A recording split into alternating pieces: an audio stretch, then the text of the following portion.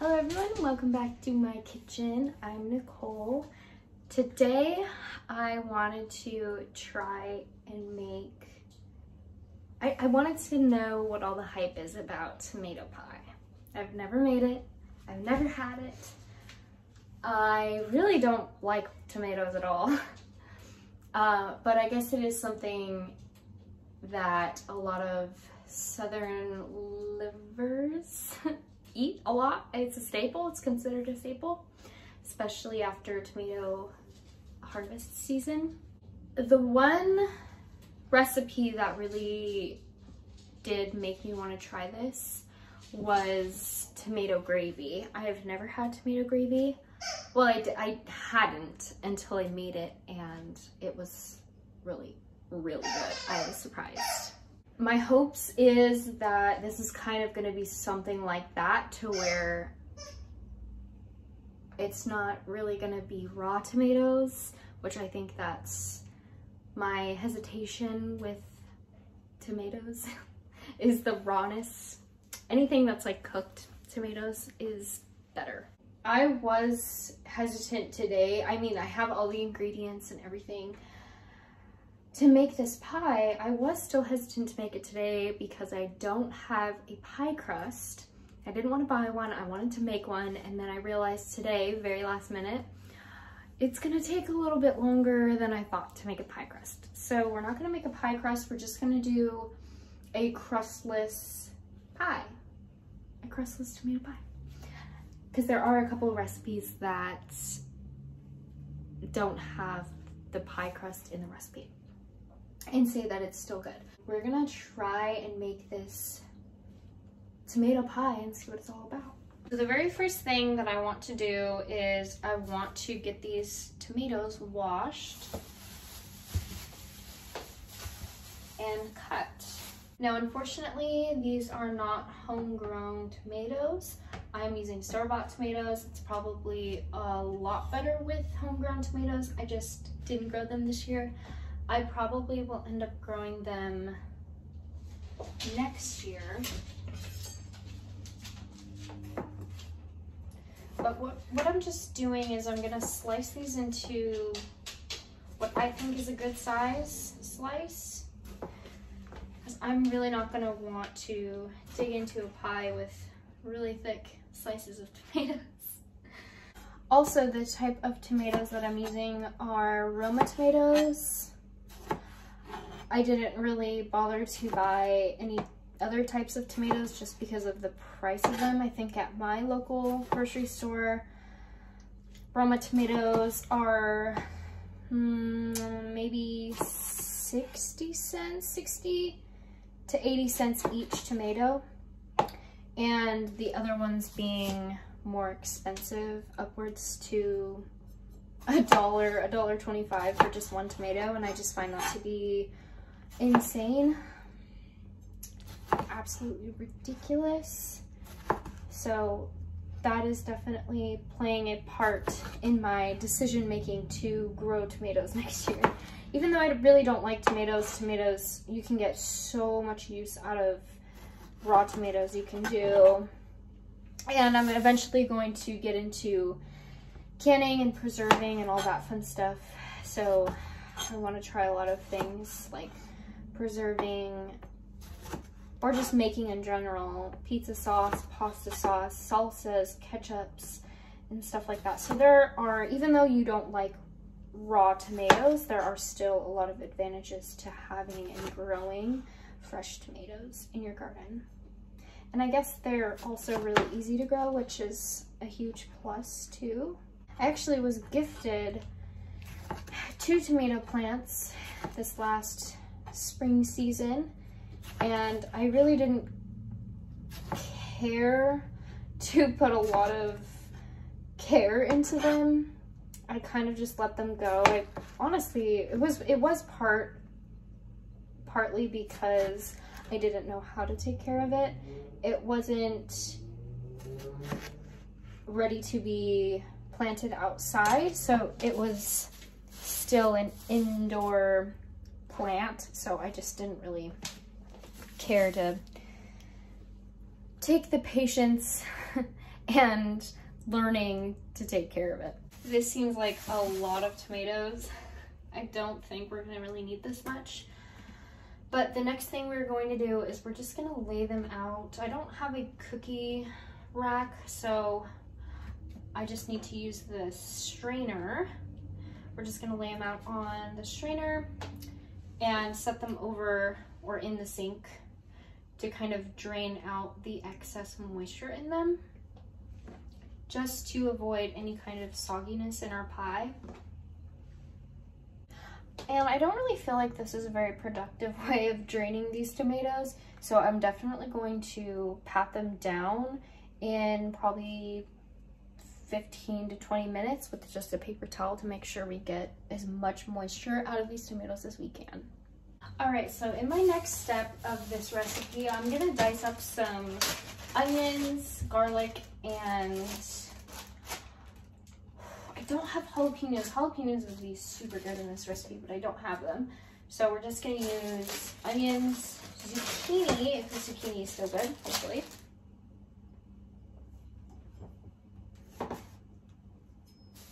Let's see.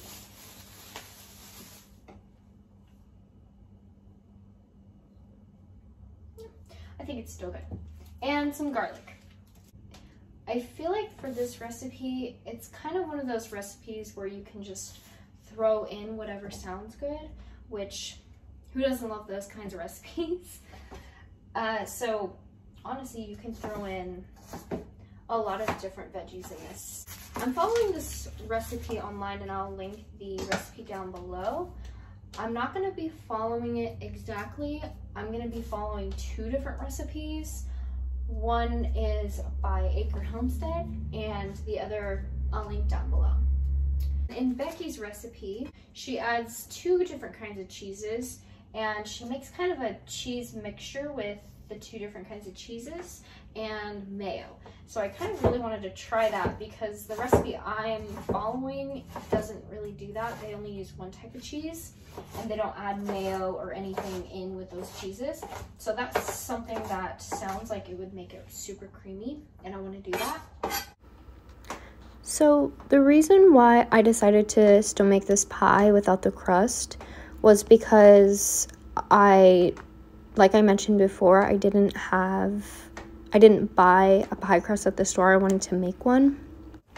And the reason I wasn't able to make a pie crust was because I don't have a food processor or a pastry blender. And I think those two things are very, very highly suggested to use in order to make pie crust to get that flaky pie consistency. And I really didn't want to mess up my first time of trying this pie by messing up the pie crust. And I did find a couple of recipes and even a couple of YouTube videos that said that the pie was still good without the pie crust.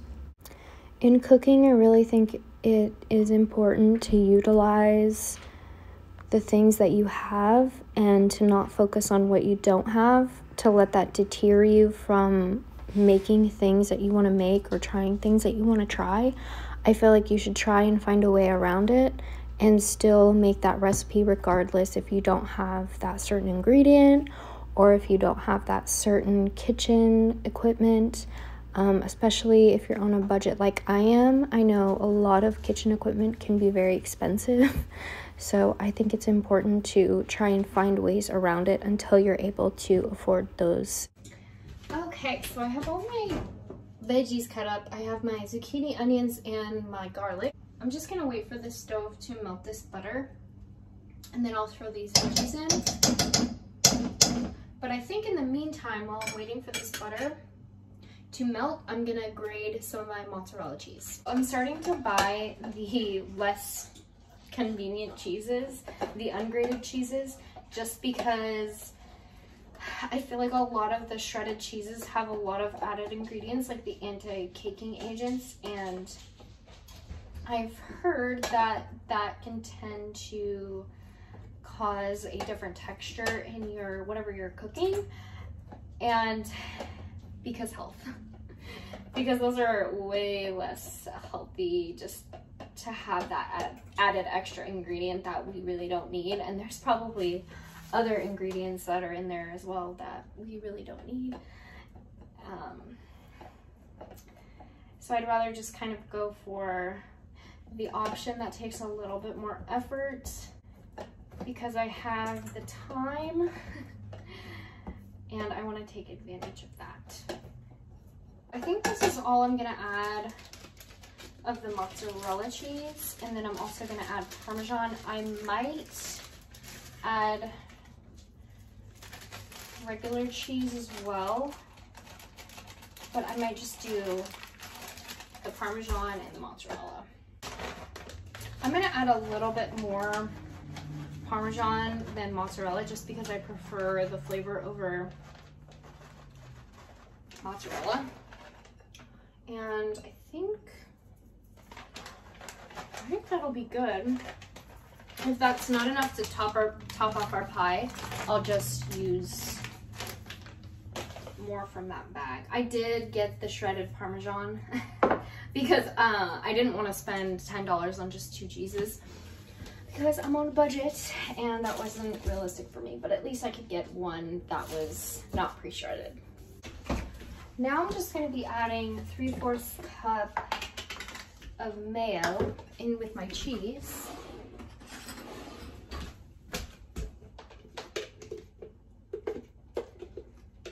Might not have enough of this mayo.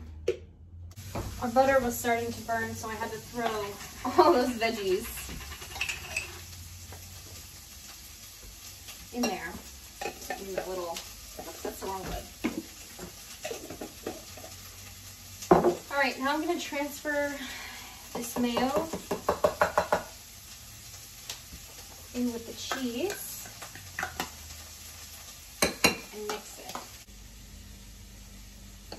Might need a bigger bowl just because I have to add the veggies in with this cheese mixture.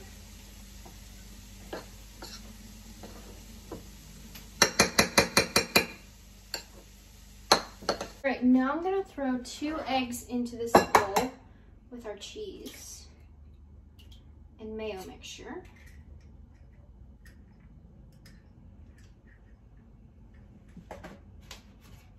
And I think the spices, I'm just gonna add pepper, salt, and basil. Oh, and oregano. And I totally forgot to salt our tomatoes because you're supposed to salt the tomatoes while they're soaking. So we're gonna do that real quick. And now I'm gonna mix everything all together.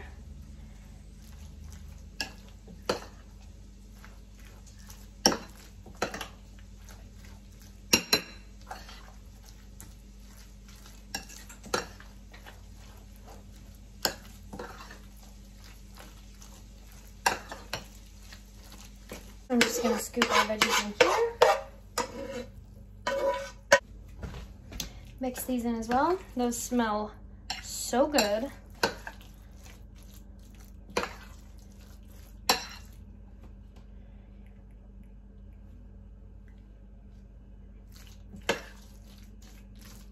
I preheated my oven to 375, and while we wait for that to preheat, I'm gonna go ahead and pat these tomatoes dry.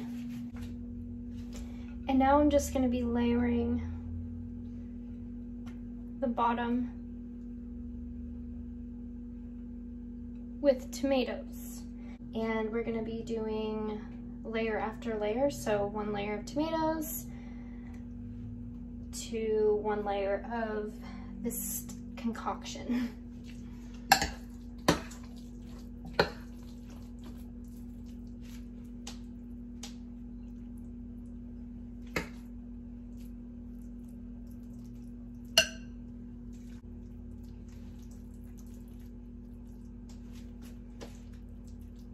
And then we're just going to keep doing that until we run out of our ingredients.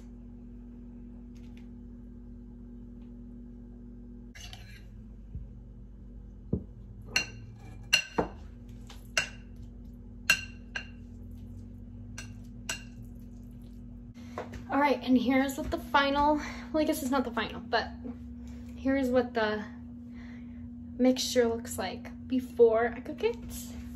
And we're just gonna wait for our oven to preheat, and we're gonna clean up our mess that we just made. I took the pie out of the oven, and this is what it looks like. This looks absolutely amazing. It looks so appetizing. My mouth waters every time I look at it. I'm waiting for Nick to get home so we can both try it together. Although oh my gosh, it's hard to hold back because it smells amazing and it looks amazing. It just looks perfect. Probably would be a lot better with the pie crust, but that's okay. I also whipped up a fast little side dish. This is just green beans, mushrooms, because they were going bad in my fridge and I wanted to use them up. And garlic, soy sauce, pepper, and olive oil. And so I'm just gonna roast these in the oven for a few minutes at 400 degrees. What? Ooh, I like it. Ew. This is poison. I'm gonna have to take yours. Is it good? It's good. It's really good. This is good. Mmm. Mmm. Tomato texture is a little weird, but it's good.